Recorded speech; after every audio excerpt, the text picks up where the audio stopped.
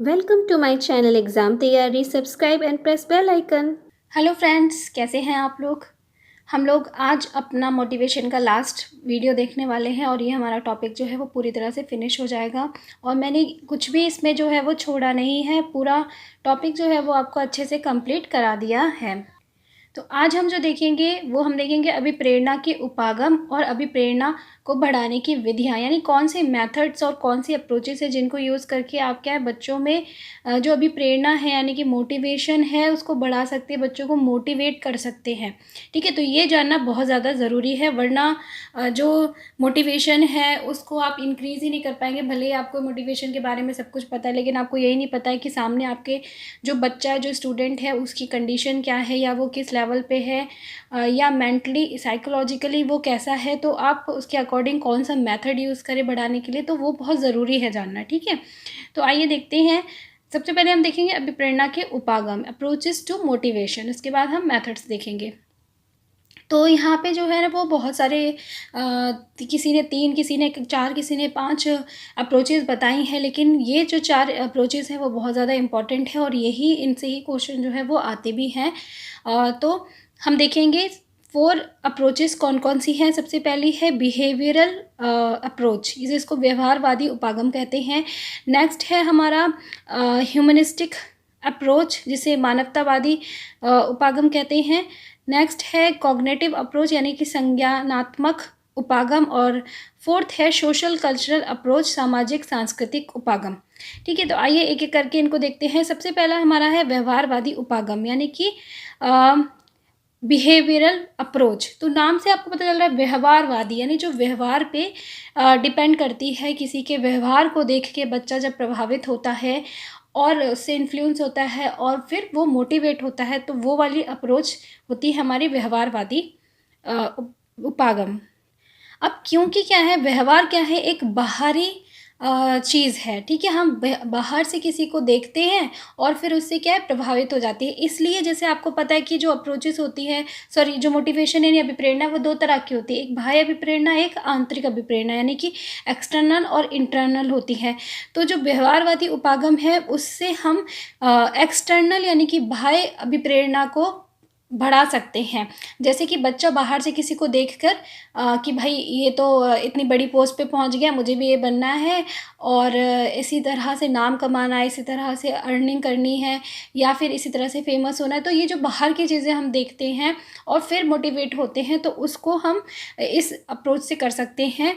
पुरस्कार या प्रोत्साहन द्वारा व्यवहार में परिवर्तन किया जा सकता है। इसी के साथ साथ क्या है, इस अप्रोच के द्वारा क्या हम बच्चे के व्यवहार में परिवर्तन करते हैं और उसको मोटिवेट करते हैं। जैसे अगर वो नेगेटिव है किसी भी चीज़ को लेकर कि नहीं मुझसे नहीं होगा, तो हम क्या है उसको मोटिवेट कर सकते हैं। या वो सोचता है कि मैं तो कमज़ोर हूँ पढ़ने में, मैं इस चीज़ को नहीं कर पाऊँगा, तो हम क्या है किसी पुरस्कार को देकर या प्रोत्साहन को देकर उसको क्या है मोटिवेट कर सकते हैं कि भाई आप इतना सा करके दिखाओ, हम आपको ये चीज़ देंगे। या आप उसको मोटिवेट कर सकते हो कि देखो ये सामने वाला जो है, ये भी बच्चा शुरू में अच्छा नहीं था पढ़ने में, धीरे धीरे प्रैक्टिस करते करते वो भी हो गया। तो इस तरह का जो हम उसके व्यवहार में चेंज लाएंगे तो वो हमारा व्यवहारवादी उपागम होगा। और इसको जो है किस किस ने, बहुत सारे मनोवैज्ञानिकों ने इसको सपोर्ट किया, जैसे थॉर्नडाइक हो गए, स्किनर हो गए, पावलोव हो गए, हल हो गए। हल का मैंने आपको सिद्धांत में बताया है मोटिवेशन का। तो इन सब ने जो है इस चीज़ को सपोर्ट किया है और उन्होंने इसके लिए सिद्धांत भी दिए हैं, जिसके द्वारा जो है हम बच्चे के अंदर उनको उनके व्यवहार में चेंज लाकर मोटिवेट कर सकते हैं। फिर नेक्स्ट है हमारा मानवतावादी उपागम। ठीक है, आंतरिक या इंट्रिंसिक। अब मानवतावादी, देखिए मानवतावादी लिखा है, मानवतावादी का क्या मतलब होता है, यानी कि ह्यूमनिस्टिक अप्रोच, कि हम क्या है ये जो आती है ये है हमारी आंतरिक आंतरिक सॉरी मोटिवेशन है ये हमारा। क्योंकि अंदर से आपको मानव जो है, ह्यूमन जो है, वो अपने अंदर से जब अभिप्रेरित होता है, खुद से स्वयं करने का उसका कुछ मन करता है, तो वो हमारा इसके अंतर्गत आता है। ठीक है, आंतरिक स्रोतों पर जोर, इसमें क्या होता है, किस चीज़ पे जोर दिया जाता है, आंतरिक स्रोतों पे जोर दिया जाता है। जैसे कि आत्म प्राप्ति, आत्मसम्मान, आत्मविश्वास, या क्षमता, जो आपकी खुद की क्षमता है, उनको उन पे ज़ोर दिया जाता है और उनके द्वारा क्या है, बच्चे को मोटिवेट किया जाता है। यानी कि आप ये समझ लो कि हम चीज़ें, कुछ ऐसी चीज़ें रिप्रेजेंट करें बच्चे के सामने कि वो क्या खुद से ही प्रेरित हो, हमें उसको बोलना नहीं पड़े, हमें उसको प्रोत्साहन नहीं देना पड़े या किसी पुरस्कार का लालच नहीं देना पड़े, वो खुद से ही चीज़ों को देख के प्रोत्साहित हो जाए, मोटिवेट हो जाए, तो वो हमारा जो है वो मानवतावादी उपागम होगा। ठीक है, तो क्योंकि वो अंदर से खुद से हो रहा है आंतरिक रूप से, इसलिए इंट्रिंसिक मोटिवेशन होता है। और इसको कौन कौन से सिद्धांत हैं जो कि इसको फॉलो करते हैं, वो है हमारे मैस्लो, रोजर और डेसी एंड रेयन जो है वो इन चीज़ों को फॉलो करते हैं। नेक्स्ट है हमारी थर्ड अप्रोच, संज्ञानात्मक अप्रोच, यानी कि कॉग्निटिव अप्रोच। ठीक है, संज्ञानात्मक उपागम। ये जो है संज्ञानात्मक क्या है, हमारी बुद्धि है, हमारी सोच है, हमारी थिंकिंग है, तो वो भी क्या होती है, आंतरिक होती है। तो ये भी क्या है, आंतरिक मोटिवेशन है, यानी कि आंतरिक अभिप्रेरणा है, इंट्रिंसिक मोटिवेशन है। इसमें भी हम क्या है, आंतरिक स्रोतों पर ही बल देते हैं, जैसे कि लक्ष्य हो गया या उपयोगिता हो गई या जिज्ञासा या व्यक्तिगत सोच। यानी कि हम क्या बच्चे को लक्ष्य के बारे में बताते हैं कि ये जो चीज़ है, इसका जो आपका जो लक्ष्य है, आपका जो गोल है, उसको प्राप्त करने के क्या क्या फ़ायदे हैं, उसकी क्या उपयोगिता है, क्या वैल्यू है, आप क्या अचीव करने के बाद आपकी लाइफ में क्या क्या चेंजेस आएंगे, आप क्या क्या चीज़ जो है वो पालोगे। तो इस तरह की चीज़ें जो है हम उनको बताते हैं और आंतरिक जो स्रोत है उस पर बल देते हैं कि वो जिज्ञासु हो जाए, उसकी व्यक्तिगत सोच जो है वो चेंज हो जाए, वो मोटिवेट करे उसको। ठीक है, नेक्स्ट आता है हमारा लास्ट, सामाजिक सांस्कृतिक उपागम, यानी कि सोशल कल्चरल अप्रोच। अब ये अप्रोच भी क्या है, हमारी आंतरिक अप्रोच है। तो आप अगर आप देखेंगे कि मोटिवेशन की जो 4 उपागम हैं, उनमें से सिर्फ एक उपागम व्यवहारवादी जो है वो बाह्य अभिप्रेरणा को प्रेरित करता है, बाकी सभी जो है वो आंतरिक अभिप्रेरणा को। अब ये चीज़ें बहुत इंपॉर्टेंट है, देखिए ये आपको पता होना चाहिए कौन सी अप्रोच है और कौन सी अप्रोच किस तरह की अभिप्रेरणा को या किस तरह के मोटिवेशन को जो है वो उत्पन्न करती है। अब सामाजिक सांस्कृतिक उपागम किससे मिलकर बना है, सामाजिक और हमारी संस्कृति से, यानी समाज में जिसमें हम रहते हैं और हमारी खुद की कुछ वैल्यूज़ होती संस्कृति। तो इसलिए ये जो है व्यवहारवाद और संज्ञानात्मक उपागम का एकीकरण है, यानी दोनों का ही इसमें जो है वो रोल प्ले होता है, दोनों का मिक्सचर है ये। तो इसमें क्या है, इसमें सफलता की उम्मीद दिलाई जाती है बच्चों को, लक्ष्य का मूल्य बताया जाता है और उसके द्वारा जो है बच्चों को अभिप्रेरित किया जाता है। इसको कौन सा सिद्धांत फॉलो करता है, तो बंडूरा का जो सामाजिक संज्ञानात्मक सिद्धांत है वो इसे फॉलो करता है और उस सिद्धांत में भी जो है इसी तरह से बच्चों को मोटिवेट करने की बात की गई है। तो ये थी हमारी 4 अप्रोचेस। आई होप अच्छे से आप लोग को समझ में आ गई होगी, नाम से आप याद रख सकते हो। और ये बहुत इंपॉर्टेंट है याद रखना कि ये आंतरिक है कि बाह्य अभिप्रेरणा किसको जगाती है। ठीक है, अब हम विधियाँ देखते हैं। तो नेक्स्ट है हमारा शिक्षार्थियों की अभिप्रेरणा को बढ़ाने की विधियाँ। ठीक है, विधियाँ यानी कि techniques of enhancing learning motivation. कौन कौन सी ये टेक्निक्स है जिन्हें आप क्लास में यूज़ करके अपने क्लास के स्टूडेंट्स को मोटिवेट कर सकते हो। तो ये बहुत सारी हैं विधियाँ और सभी जो हैं वो आप इस्तेमाल कर सकते हो अपनी क्लास के बच्चे के अकॉर्डिंग, यानी वो बच्चे का जैसा नेचर है उसके हिसाब से। तो पहली जो हमारी है वो है पढ़ाए जाने वाले विषय अथवा सिखाए जाने वाले कौशल की उपयोगिता। यानी सबसे पहले तो आप जो भी पढ़ाना चाह रहे हो, जो भी सिखाना चाह रहे हो, चाहे वो कोई किसी तरह का स्किल है या किसी तरह का जो सब्जेक्ट है, उसकी आप यूटिलिटी बताइए, उपयोगिता बताइए, ताकि बच्चों को पता चले कि ये हमारे लिए कितना ज़रूरी है, इसे सीखना कितना ज़रूरी है और हमारे फ्यूचर में कितना हमारे लिए हेल्पफुल होने वाला है। तो क्या होगा ना उससे कि जब बच्चे को उपयोगिता पता होगी, ठीक है, उपयोगिता क्या बहुत ही शक्तिशाली उत्प्रेरक है। अगर हमें किसी चीज़ की वैल्यू पता होती है तो हम उसकी क्या कद्र करते हैं और हम उसको जानने की या पाने की इच्छा रखते हैं। तो उससे क्या होता है कि विद्यार्थी क्या उस विषय या कौशल में क्या है बहुत ज़्यादा अच्छे से इंटरेस्ट दिखाएगा और उसे सीखने के लिए उत्प्रेरित होगा। जैसे कि अगर मान कि आप बच्चे को साइंस पढ़ा रहे हो या साइंस में कोई टॉपिक पढ़ा रहे हो, तो अगर उसको पता होगा कि ये जानना हमारे लिए बहुत ज़रूरी है, हमारी अपनी पर्सनल लाइफ में भी ये बहुत ज़्यादा हेल्पफुल है हमारे लिए, तो वो जानने की इच्छा या जिज्ञासा जो उसके अपने आप से ही बढ़ जाएगी। ठीक है, तो इसलिए उपयोगिता बताना सबसे पहले बहुत ज़्यादा ज़रूरी होता है। नेक्स्ट है हमारा शिक्षार्थियों की आवश्यकताएं, यानी कि नीड। अब बच्चों की क्या आवश्यकता है उसको भी आपको ध्यान में रखना है। अगर उनकी आवश्यकताएँ पूरी हो रही होंगी, कोई भी चीज़ जो हम उन्हें सिखा रहे हैं या बता रहे हैं या कराने वाले हैं उससे, तो वो उसमें इंटरेस्ट दिखाएँगे। क्योंकि मान लिया आपको नौकरी की जैसे ज़रूरत है अभी, ठीक है? तो अगर हम आपको कोई भी चीज़, अगर कोई बोलता है कि अरे ये चीज़ कर लो, तो आपको जल्दी से नौकरी मिल जाएगी, तो आप क्या एकदम से मोटिवेट हो जाते हैं, आप एकदम से एक्टिव हो जाते हैं कि हाँ, चलो मैं भी ट्राई करता हूँ, मुझे तो नौकरी की बहुत ज़रूरत है। तो वही चीज़ है कि कोई भी विषय या कौशल जो है अपने में कितना उपयोगी क्यों ना हो, लेकिन अगर वो किसी के लिए क्या है, आवश्यकता को उसकी संतुष्टि ही नहीं करता है, यानी आपकी जो ज़रूरत है उसको पूरा ही नहीं कर सकता है, वो चीज़ अगर आप पढ़ भी रहे हो या सीख रहे हो, तो क्या आप उसे सीखने के लिए अभिप्रेरित होगे? नहीं होगे। इसलिए बहुत ज़रूरी है कि हम बच्चों को वही चीज़ें बताएँ जो कि उनके लिए आवश्यक हैं, और जो चीज़ हम बताने वाली उनकी आवश्यकता को सबसे पहले बताएँ कि ये आपके लिए सीखना ज़रूरी है, क्यों ज़रूरी है और कितनी हद तक ज़रूरी है, ठीक है? नेक्स्ट आता है उपर्युक्त शिक्षण विधियों का प्रयोग। Use of suitable techniques, teaching methods, यानी कि अच्छे से अच्छे टीचिंग मेथड्स को यूज़ कीजिए, ताकि आपका जो भी आप समझा रहे हो वो क्या है, और भी ज़्यादा इफ़ेक्टिव बन जाए। शिक्षक छात्रों की रुचि या स्तर के अनुसार शिक्षण विधियों का प्रयोग करें और उन्हें अभिप्रेरित कर सकते हैं। शीघ्र सफलता से पुनर्बलन मिलता है और सीखने की क्रिया भी जो है तीव्र होती है। जैसे अगर आप अच्छे से मेथड से कुछ सिखाओगे और बच्चे को तुरंत से सीख जाएगा वो, तो क्या हो जाता है, वो एकदम से पॉजिटिविटी से भर जाता है, एकदम से वो मोटिवेट हो जाता है कि भाई मुझे तो आ गया, और ये टीचर बहुत अच्छी है, इनका तो मुझे समझ में आता है, हाँ अब मैं इसको कर सकता हूँ। जैसे मैं अपना ही बताती हूँ कि कुछ बच्चे जो हैं इंग्लिश में वीक हैं, लेकिन वो मेरे वीडियोज़ देखने के बाद बोलते हैं कि मैम मुझे इंग्लिश पेडागोजी बिल्कुल समझ में नहीं आती थी, लेकिन आपके वीडियो देखकर हमें समझ में आने लगी, और अब हमें लगता है कि हम अच्छे नंबर जो हैं वो स्कोर कर लेंगे, सीटेट निकालेंगे। तो वो मोटिवेट हो गए। तो आपका पढ़ाने का तरीका, आपका मेथड भी जो है वो बच्चे को बहुत ज़्यादा क्या है, मोटिवेट करता है। नेक्स्ट है हमारा शिक्षक का व्यवहार। ये भी बहुत इम्पॉर्टेंट है, टीचर बिहेवियर। क्योंकि मेनली क्या है, अगर आप जो टीचर हो, एज अ टीचर आपका बिहेवियर ही अच्छा नहीं होगा, तो बच्चे तो आपसे पढ़ने में इंटरेस्ट ही नहीं दिखाएंगे। फिर आप कोई सी भी मेथड को यूज़ कर लो, कोई सी भी टेक्निक को यूज़ कर लो, लेकिन जब वो आपकी क्लास अटेंड नहीं करेंगे, आपके पढ़ने में इंटरेस्ट नहीं दिखाएंगे, तो हम कुछ नहीं कर सकते। तो बहुत इंपॉर्टेंट है कि आपका बिहेवियर कैसा होना चाहिए, छात्रों के प्रति अच्छा होना चाहिए।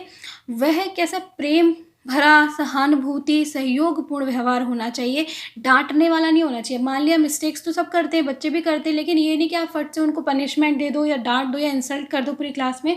आप उनको क्या एक प्रॉपर वे से समझाओ, बहुत ज़रूरी है तो आप अलग से भी उनको समझा सकते हो बुला के, ठीक है?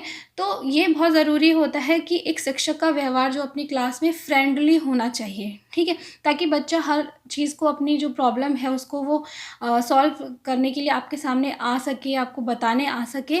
तो उससे क्या होता है, वो आप देखिएगा कि मेरा टीचर जो है बहुत अच्छा है, तो वो और ज़्यादा मोटिवेट होगा चीज़ों को सीखने के लिए। नेक्स्ट है हमारा प्रशंसा एवं निंदा, प्रेज़ एंड ब्लेम्स। यानी कि अब ये भी चीज़ें हैं कि आपको क्या है, मोटिवेट करने के लिए कई बार हमें बच्चों को की प्रशंसा भी करनी पड़ती है, और कई बार उनको क्या है, डाँटना भी पड़ता है या उनकी निंदा भी करनी पड़ती है। दोनों ही चीज़ें जो हैं वो इम्पॉर्टेंट होती है मोटिवेशन के लिए, लेकिन ये आपके लिए ज़रूरी है, आपको पता होना चाहिए कि कहाँ पे हमें क्या करना है और किस तरह के बच्चे के साथ कैसा व्यवहार करना है।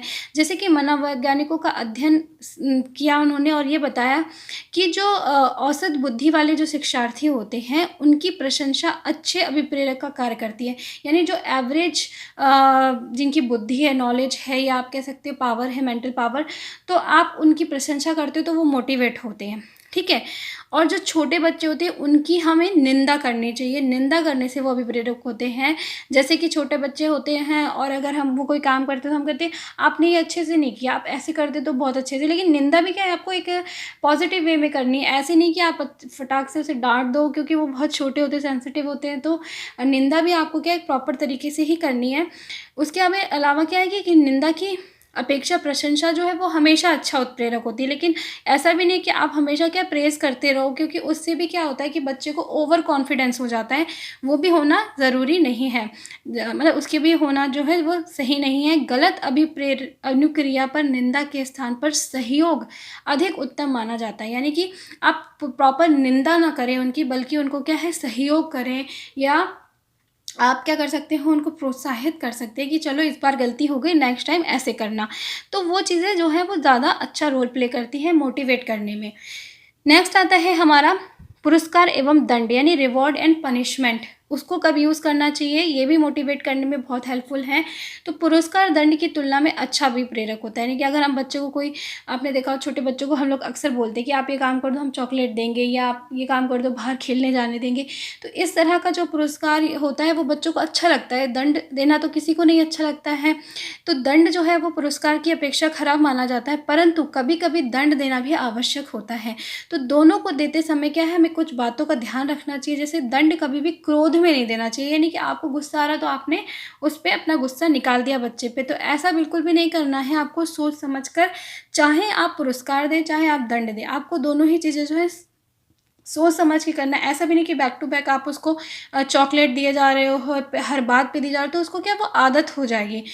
तो ये चीज़ें भी सही नहीं होती है। दोनों चीज़ें क्या है बैलेंस तरीके में होनी चाहिए, वरना बच्चे को क्या लालच हो जाता है कि अगर आप हर बार उसको पुरस्कार दोगे। और अगर आप पुरस्कार किसी पदक यानी कि कोई मेडल दो आप, या कोई सर्टिफिकेट दो, उसके रूप में होगा तो वो ज़्यादा अच्छा होगा किसी गिफ्ट के रूप के तुलना में। नेक्स्ट है हमारा प्रतियोगिता, यानी कि कंपटीशन। कभी कभी प्रतियोगिता एवं प्रतिद्वंद्विता भी जो है वो अच्छे अभिप्रेरक का कार्य करती हैं। ये समूह स्तर पर अधिक प्रभावशाली होती हैं। व्यक्तिगत प्रतियोगिता आपस में द्वेष की भावना उत्पन्न करते हैं, यानी कि अगर आप अभिप्रेरक के रूप में किसी प्रतियोगिता को रखना चाह रहे हो, तो प्रतियोगिता जो है वो व्यक्तिगत रूप में ना रखो, क्योंकि वो क्या हो गया, आपस में बच्चे, अगर दो बच्चों के बीच में हम प्रतियोगिता कराते हैं तो वो एक दूसरे के बीच में उनके द्वेष की भावना आ जाती है, जलन की भावना आ जाती है। ठीक है, तो वो अच्छा नहीं होता है। हमेशा प्रतियोगिता क्या है, किसी ग्रुप यानी समूह में करानी चाहिए। जैसे एक पूरी टीम, दो टीम के बीच में, उससे क्या होता है कि उनके अंदर बहुत अच्छी क्वालिटीज़ डेवलप होती है, वो मोटिवेट भी होते हैं। तो इस बात का आपको ध्यान रखना ज़रूरी है। अब देखिए, अगर आप लोग ये सोचेंगे कि इसमें क्वेश्चन कैसे आएंगे, तो क्वेश्चन जो होते हैं इसके विधियाँ हो या अप्रोचेस हो, अप्रोचेस के तो फिर भी डायरेक्ट आ सकते हैं। आपके सामने एक कंडीशन रख दी जाएगी, पूछ लिया जाएगा यहाँ पे जो है किस तरह की अप्रोच को इस्तेमाल किया गया है।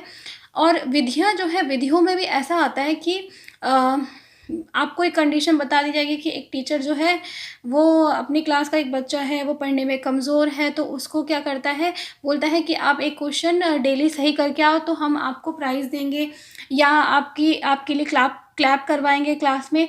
तो वो यहाँ पे क्या कर रहा है, तो इस तरह की जो चीज़ें, यानी कि जो मैं यहाँ पे आपको टेक्निक्स बता रही हूँ, उन कोई एक टेक्निक आपके क्वेश्चन के रूप में रख दी जाएगी, और वहाँ पे आपसे पूछा जाएगा कि यहाँ पे टीचर जो है वो क्या करने की कोशिश कर रहा है। तो आपको वहाँ पे ध्यान देना है कि टीचर जो है वहाँ पे बच्चे को मोटिवेट करने की कोशिश कर रहा है।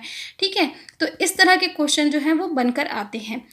तो नेक्स्ट हमारा है कि सफलता का ज्ञान, नॉलेज ऑफ सोर्स सक्सेस, यानी कि सबसे पहले तो बहुत ज़रूरी है कि आप जो भी चीज़ करा रहे हो तो उसको बच्चे को बताओ कि अगर आप इस चीज़ में सफल हो गए, मान लिया हम उसको पढ़ा रहे हैं, बोल रहे हैं आप 60% स्कोर कर लो या 80% स्कोर कर लो, तो वो बोलेगा मैं क्यों करूं, क्या फ़ायदे हैं, है ना, उसके मन में ये सारे सवाल आएंगे। तो बहुत ज़रूरी है आपको बताना कि इस चीज़ को सफल करने, या कोई एग्ज़ाम है उसको निकालने की बात हो रही है तो उसके क्या फ़ायदे हैं, अगर आप उसको क्रैक कर लेते हो तो उसके क्या फ़ायदे हैं।